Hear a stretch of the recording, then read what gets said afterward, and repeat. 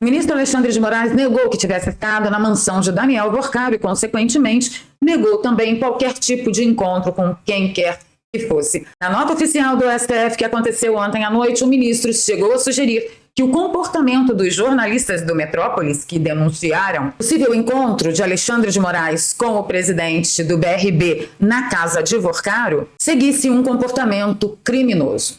Temos uma democracia relativa irada e parece que os tentáculos do ovo que tudo vê estão prontos para alcançar quem quer que apareça pela frente. Infelizmente, isso vai se espalhar como se não houvesse amanhã. Nós estamos em ano de eleição e se eles têm a caneta na mão, por que vocês acham que eles retrocederiam? Nós avisamos que não pararia em nós. Nós avisamos. Uma vez que o império das leis é derrubado, ninguém mais está seguro.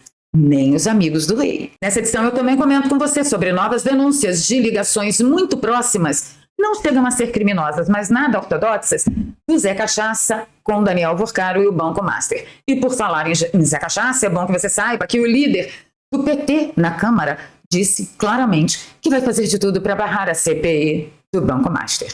Eu nem consigo imaginar por quê. Será que é porque estamos em ano eleitoral? E será porque tem muito mais água rolando debaixo da ponte do Reino da Dinamarca que possa imaginar a nossa vã filosofia? Eu quero dar umas pinceladas também sobre a visita maravilhosa de Flávio Bolsonaro em Israel. Lá, ele já é presidente. Fica comigo até o final do vídeo, vou pedir o seu like logo agora no início, que é muito importante para o canal. Se você é novo por aqui, se inscreva, ative o sininho. Se você já é de casa, passa o olho em tudo aí, porque o preço da liberdade é a eterna vigilância. E se você acha nosso trabalho relevante, distribui aí o nosso link nas redes sociais e nos grupos de Telegram e Zap que você ainda frequenta. Bora para a pauta.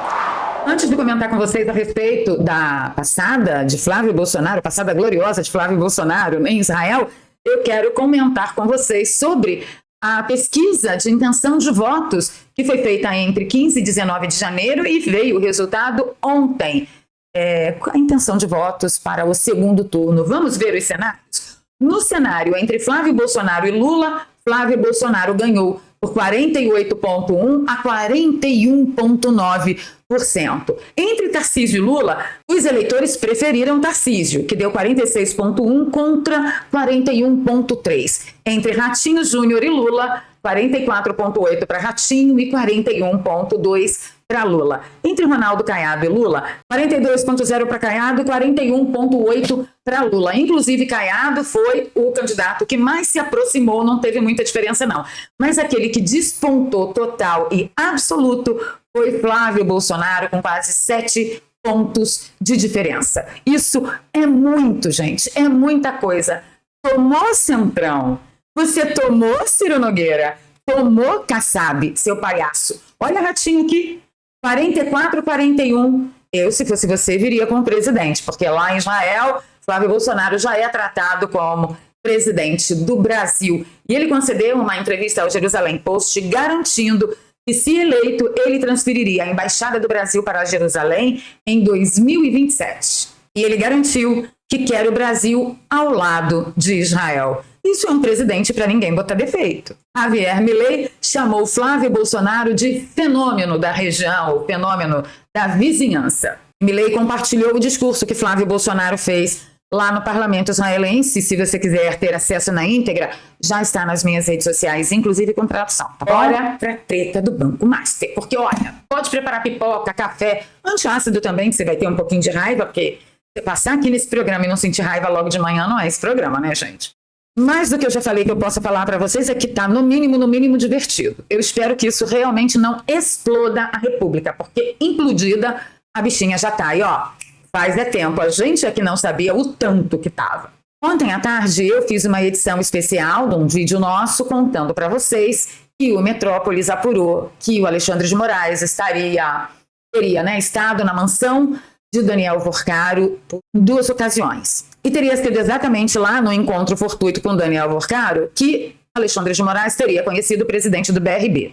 Até aí morreu Neves, ninguém está provando nada. Agora, que não é ortodoxo um ministro da Suprema Corte estar na mansão de um dono de banco que foi liquidado, que ia ser comprado por um banco público e blá, blá, blá, que vocês todos já sabem do que se trata, ortodoxo não é, né? Você tem que concordar comigo. A equipe de jornalismo do Metrópolis alegou que quem passou essas informações foi uma fonte. E, claro, o jornalismo aqui no Brasil, por lei, ainda tem direito ao sigilo da fonte. Na prática não é assim que funciona. Você viu o que aconteceu, por exemplo, com Alan dos Santos. Mas isso é um outro assunto, vamos voltar para o Buzilis aqui. Ocorre que, no iniciozinho da noite, o ministro Alexandre de Moraes, através de uma nota oficial do STF, garantiu que o Metrópolis estava mentindo. E o Metrópolis, eles bancaram a informação. Em nota divulgada, o ministro Alexandre de Moraes, do STF, negou ter se reunido com o ex-presidente do BRB, Paulo Henrique Costa, na mansão do empresário mineiro Daniel Vorcaro. O encontro foi revelado pela coluna da Andresa Matais no Metrópolis ontem, terça-feira. O Metrópolis mantém a apuração sobre o encontro e reitera as informações publicadas na reportagem original. O Metrópolis tem relatos que confirmam as 2 idas do ministro do STF à casa de Vorcaro, no Lago Sul, em Brasília. Bem, eu tenho alguns anos de jornalismo e eu posso garantir a vocês que se o Metrópolis tivesse só as fontes, essa equipe não teria batido com as cores roxas tudo na mesa, não. Para mim, eles têm provas. Eu, se fosse Vorcaro, eu não deixava me chamar de mentiroso, eu mandava vazar logo as imagens das câmeras de segurança. Porque se o ministro Alexandre de Moraes esteve lá na casa de Vorcaro, é óbvio que existem imagens de câmeras de segurança. Isso não tem nada a ver com informação privilegiada. Eu poderia chegar aqui para vocês, bancar, dar uma de gostosona e dizer, olha como eu sou a pica das galáxias da informação. Não no meu turno, não faz o meu feitio. É só uma questão de raciocínio. Vocês acham que uma mansão daquele gabarito não teria um sistema, um circuito interno de câmeras de segurança? É claro que tem. E é claro que todo mundo que entra e sai da mansão fica registrado nas imagens. O Vinícius, ele tem a seguinte opinião.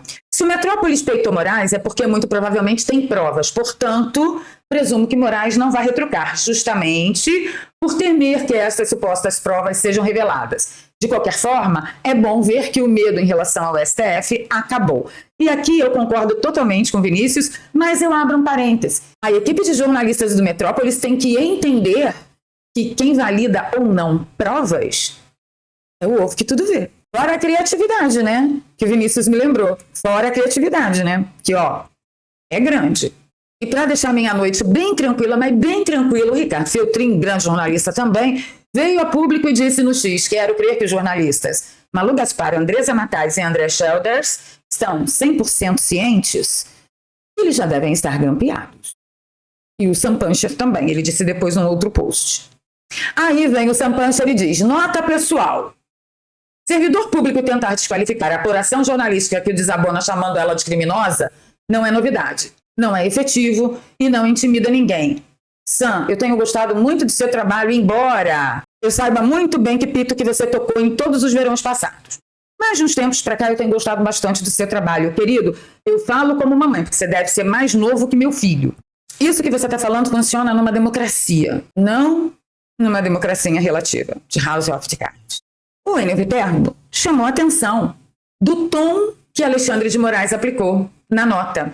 Ele disse, a matéria do portal Metrópolis sobre uma suposta reunião do ministro Alexandre de Moraes acompanhado por um assessor com o então presidente do BRB, Paulo Henrique Costa, em um fim de semana do primeiro semestre de 2025, na casa do banqueiro Daniel Vorcaro, é falsa e mentirosa. Essa reunião não ocorreu e, lamentavelmente, agora, que é o Buzilis, segue um padrão criminoso de ataques desqualificados contra os integrantes do Supremo Tribunal Federal. Viterbo chama atenção. Vocês notaram que ele praticamente chamou os jornalistas de criminosos? Sim, claro que sim. Nós da direita, nós jornalistas conservadores, conhecemos na pele o efeito do mão para a cabeça, esteja preso. Mas o que eu fiz? Não interessa. Não, mas você tem que provar que eu fiz alguma coisa. Não tenho. Você que tem que provar que não fez. Tá, e do que você está me acusando? Você não tem que saber. Tá, então conta para o meu advogado. Também não vou contar, porque é sigiloso. Todo mundo sabe muito bem do que eu estou falando. Então, assim, modus operandi, por enquanto, está o mesmo. E o Cláudio Dantas completou. Entenderam agora que toda essa conversa fiada de combate a discurso de ódio e desinformação não passa de desculpa para impedir que venham à tona os esquemas de suas excelências? Eu não sei o que você acha. Conta aí para mim nos comentários. O fato é que eu mesma, como jornalista experimentada, quantos anos de profissão, no meu terceiro canal eu decidi que eu não ia fazer mais nenhuma matéria de próprio punho minha. Eu não ia mais investigar nada e eu não ia comentar a respeito de nada, eu não ia atrás mais de nenhuma informação, a não ser que a grande mídia já tivesse publicado, porque aí eu tiro a responsabilidade das minhas costas, pelo menos a princípio, a priori, de acordo, né, com o nosso arcabouço legal.